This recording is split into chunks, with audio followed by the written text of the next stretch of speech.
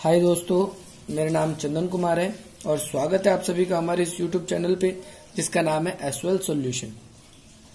आज आप सभी के सामने मैं एक वीडियो लेकर आया हूं जो कि बीए प्रोग्राम थर्ड ईयर के स्टूडेंट, जिन स्टूडेंट के पास ग्लोबलाइजेशन का विषय है, पॉलिटिकल साइंस का विषय है, उसके लिए भी ज्यादा ग्लोबलाइजेशन का जो विषय है जिसे भूमंडलीकरण भी हम कहते हैं, उनके लिए बहुत ज्यादा फायदेमंद है।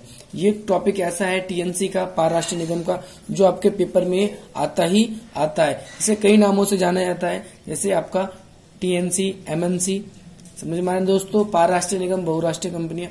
आज की हमारी जो ये वीडियो है उसको शुरू करने से पहले मैं आपके सामने ये कहना चाहता हूं, यदि आप हमारे इस यूट्यूब चैनल पे पहली बार आए तो हमारे इस यूट्यूब चैनल को लाइक करें और बेल की घंटी जो है उसको दबाना ना भूलें। इस वीडियो को लाइक करें, शेयर करें, सब्सक्राइब करें तथा अधिक से अधिक दोस्तों को पहुंचाएं ताकि वो भी इस वीडियो लेक्चर का पूरा फायदा उठा सके और ऐसे नोट्स जिन्हें पढ़ के औरों के भी अच्छे नंबर आते हैं वो आपके भी अच्छे नंबर आ सके। तो चलिए दोस्तों शुरू करते हैं। सबसे पहले बात की, पारराष्ट्रीय निगम जो आपका टीएनसी है वो किसे कहते हैं। जो टीएनसी है उसका पूरा नाम है ट्रांसनेशनल कॉर्पोरेशन या कंपनी, हम इस तरीके से उसको देख सकते हैं। इसे हिंदी में हम पारराष्ट्रीय निगम कहते हैं।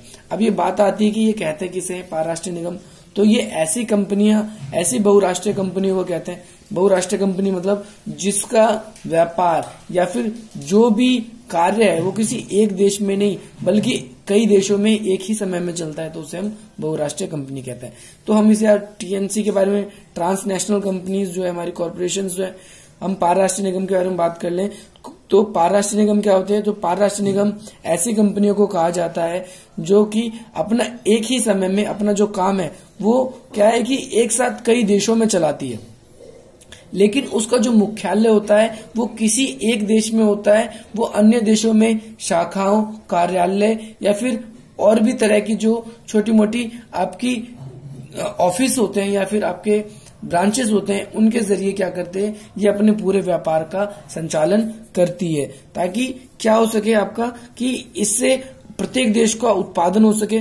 प्रत्येक देश में, ऐसे देशों में जहां वस्तुओं की मांग है वहां पर उचित समय पर उचित रेट पे वहां मिल सके और वहां की जो जनता है उनको सेवा भी उपलब्ध हो सके। समझ में आ रहा है ना दोस्तों। एक ही इसमें क्या होता है, एक से अधिक देशों में, ये एक ही समय में एक से अधिक देशों में आपकी कंपनियां जो है ये काम करती है। समझ में आ रहा है दोस्तों। तो इस तरीके से ये क्या है कि ऐसी कंपनियों को हम क्या बोलते हैं, ट्रांसनेशनल कंपनियां कहते हैं। अब ये जो कंपनियां होती है ये दो प्रकार की होती है, या तो पूर्ण आपका आंशिक रूप से किसी एक व्यक्ति के स्वामित्व में होगी, मतलब कोई एक व्यक्ति, कोई एक ग्रुप ही उसका मालिक होता है। कई बार ये कंपनी इस प्रकार से भी होती है जिसमें क्या होता है, शेयर्स बटे होते हैं, वो आपके देश की सरकार के साथ हो सकता है या आपके देश के किसी व्यक्ति के साथ ये कर सकती है। ठीक है दोस्तों, तो इस तरीके से ये हमारा इंट्रो रहा। इस क्वेश्चन की जो भूमिका है हमें जो पेपर में बना के लिखनी है, भूमिका है, इसको हम पहले इसको डोनेट करेंगे। इसके बाद हमारा जो दूसरा पॉइंट है हमारा पारराष्ट्रीय, इसके अंदर अब क्वेश्चन के साथ ही जो बनेगा, पारराष्ट्रीय निगम किसे कहते हैं, उसके वैश्वीकरण पे क्या प्रभाव पड़ा है, इसके बारे में पेपर में ज्यादातर क्वेश्चन आता है। तो वैश्वीकरण पे इसका क्या प्रभाव पड़ा है, जरा इसके बारे में हम बात कर लेते हैं कि वैश्वीकरण, जैसा कि आपको पता है कि ये 1991 के दशक से ये पूरी दुनिया में बड़ी तेजी से इसका प्रचार प्रसार हुआ है। 1991 के बाद भारत ने भी, हमने देखा, भारत ने भी इसको अपनाया। तो इसको वैश्वीकरण का जैसे जैसे प्रचार हो रहा है, आज दुनिया ने एक दूसरे के लिए जो व्यापार के लिए दरवाजे खोल दिए हैं, उसका क्या हो रहा है कि ट्रांसनेशनल कंपनी पे क्या प्रभाव पड़ रहा है, ये क्वेश्चन आपका पेपर में आता है, लॉन्ग क्वेश्चन में, वरना शॉर्ट में तो टीएनसी सिर्फ लिखा हुआ आएगा। उसके बारे में आपको जो भी पता है आप हर तरह की डिटेल उसके अंदर डाल सकते हैं। तो जरा बात कर लेते हैं वैश्वीकरण में क्या आएगा कि जो वैश्वीकरण के आने से बहुराष्ट्रीय कंपनी या पारराष्ट्रीय निगम में क्या फायदे हुए, तो इसके बहुत से फायदे हुए। हम एक एक करके सारे फायदे के बारे में बात करते हैं। तो सबसे पहला फायदा जो हुआ है, जो व्यापारिक जो बाध्यताएं थी हमारी, व्यापार पे लगे हुए जो प्रतिबंध थे हमारे, वो क्या हो गए, अब खत्म हो गए। व्यापार पे लगे हुए जो हमारे प्रतिबंध है, जो बाधाएं थी पहले, अब क्या हो गया है कि वैश्वीकरण के आने से खत्म हो गए। क्यों? क्योंकि पहले के टाइम पे क्या होता था, देशों द्वारा स्वदेशी चीजों को ज्यादा महत्व दिया जाता था या फिर विदेश की चीजों को नहीं मंगाया जाता था। क्यों? क्योंकि वो विदेश की होती थी। दूसरा कारण ये भी था कि लोग ज्यादा उसको पसंद नहीं करते थे क्योंकि उस पर कई तरह के आपके वस्तुओं पर कर भी लगे होते थे। अभी इसके बारे में हम बात करेंगे, लेकिन पहले सबसे पहले कि जो व्यापार पे लगने वाले जो बाधाएं थी, राजा द्वारा मना कर दिया जाता था कि विदेशी व्यापार नहीं होगा, या जनता उसको नापसंद करती थी। इस तरीके से जो व्यापार है, व्यापार में बहुत ज्यादा प्रॉब्लम आती थी। लेकिन क्या हुआ है कि वैश्वीकरण के आने से आज हर एक देश ने अपने जो दरवाजे हैं, जो डोर्स हैं, उसको ओपन कर दिया। कोई भी मल्टीनेशनल कंपनी आज हमारे देश में आती है, अपना बिजनेस सेटअप करती है, उसे चलाती है। तो सबसे पहला वैश्वीकरण का ट्रांसनेशनल कंपनी पे ये प्रभाव पड़ा है। जरा दूसरे पॉइंट के बारे में बात कर लें कि वस्तु की लागत में कमी हुई है। ये कैसे हुआ है कि पहले कोई कंपनी थी या कोई एक बहुराष्ट्रीय कंपनी थी, जो भी हम कह सकते हैं, वो क्या करती थी, कोई एक प्रोडक्ट बनाती थी। यदि वो अपने देश में बनाती थी तो अपने देश से बनाने के बाद जो भी मैन्युफैक्चर करती थी उसे अन्य देशों में बेचती थी। तो जो अन्य देशों में बेचती थी उसमें जो उसका फेयर लगता था, जो किराया लगता था, या जाने ले जाने में जो उसका खर्च होता था, वो भी उस वस्तु के साथ जुड़ जाता था, जिसके कारण वस्तु जो है हमें बहुत महंगी कीमतों पे मिलती थी। इसी कारण से क्या हुआ कि अब बहुराष्ट्रीय कंपनी वैश्वीकरण के दौर में क्या हो गया, अब हर देशों में अपनी ब्रांचेस लगा रही है। हर देश में अपनी ब्रांचेस लगा रही, तो क्या फायदा हो रहा है कि उसी देश में वस्तुओं का मैन्युफैक्चर हो रहा है, उसका बनावट हो रही है। और वहां पर ही बनावट होने के कारण क्या है कि वस्तुएं जो है वो सस्ते दामों में मजदूरों के द्वारा निर्मित हो रही है और वो जनता को भी प्राप्त हो रही है। तो दूसरा ये पॉइंट है हमारा। जो तीसरा पॉइंट लिखना है हमें परिवहन के जो माध्यम है उसके में वृद्धि हुई है।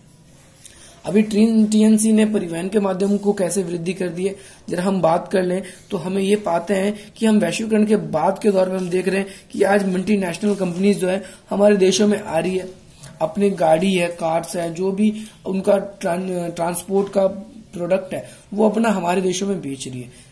और उसको क्या है कि या फिर बनाने की जो कला है, जो कौशल है, हमारे देशवासियों को या अन्य देशों को भी सिखा रही है। इससे क्या हो रहा है, परिवहन विकसित हो रहे हैं। यदि हम देखें तो हमारे देश में मोदी सरकार के नेतृत्व में हमारा क्या है कि बुलेट ट्रेन चलाने की बात कर दी।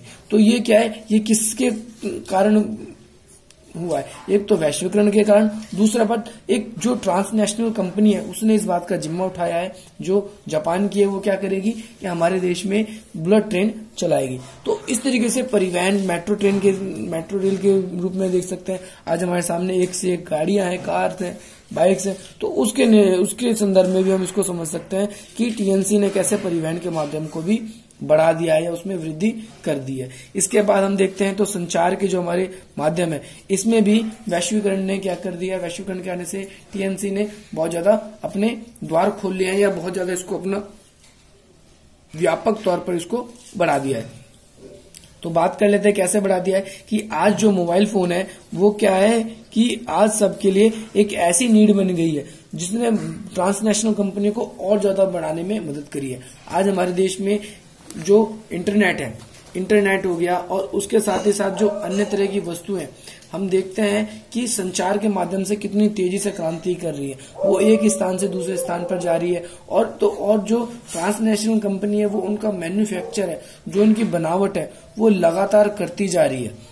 आज अमेरिका में बनने वाली वस्तु या फिर चीन में बनने वाली वस्तु वो भारत में बिक रही है, भारत में बनने वाली वस्तु अमेरिका चीन में भी बिक रही है। तो इस तरीके से क्या हो रहा है कि ये सब संचार के माध्यम से ये और ज्यादा गतिमान और ज्यादा तेजी से हो गई है, जो कि क्या है हमारे वैश्वीकरण के प्रभाव में टीएनसी को प्रभावित करता है, लाभान्वित करता है। इसी प्रकार से पांचवा पॉइंट हम बात करेंगे कि टीएनसी पे वैश्वीकरण का क्या प्रभाव पड़ा है। तो टीएनसी पे वैश्वीकरण का ये प्रभाव पड़ा है कि जब से वैश्वीकरण आया तो टीएनसी ने क्या कर दिया कि अब क्या है कि जो मार्केट है, बाजार पे टीएनसी का दबदबा बढ़ता जा रहा है। जो हमारे देसी छोटे मोटे उद्योग थे, छोटी मोटी दुकानें थे, उनके ऊपर इस टीएनसी का प्रभाव बढ़ता जा रहा है। आज हमारे इसने पूरे मार्केट में इसने क्या कर लिया है कि अपना कब्जा कर लिया है। साथ ही साथ क्या होता है, यदि हम देखते हैं कि जो टीएनसीज है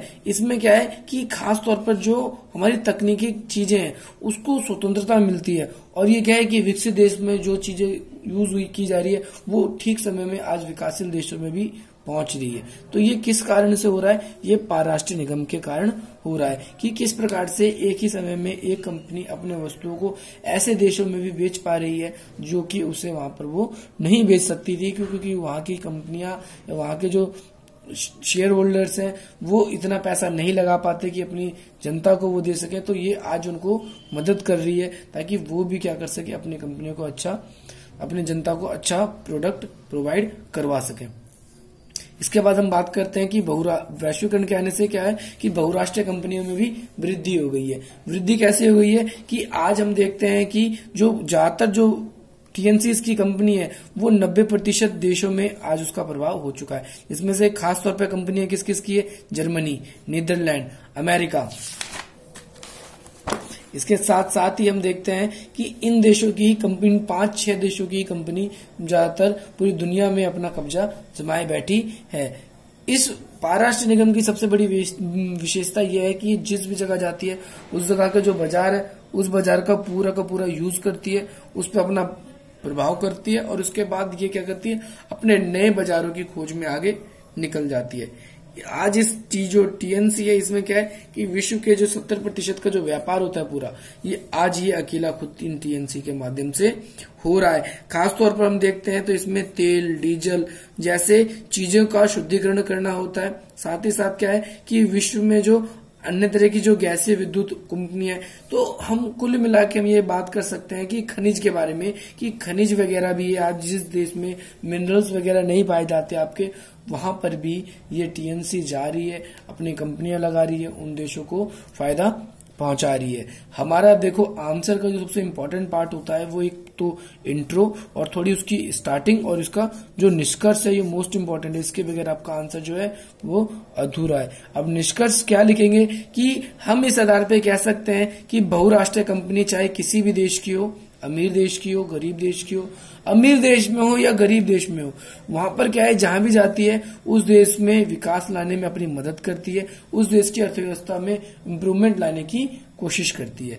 तो इसमें क्या होता है कि जो देश की जो अर्थव्यवस्था होती है ये इन कंपनियों के माध्यम से इर्द गिर्द ही घूमती रहती है और इन कंपनियों के माध्यम से विदेशियों को भी या दूसरे देश के लोगों को भी आपकी अर्थव्यवस्था में अपना योगदान देने की भूमिका मिल जाती है।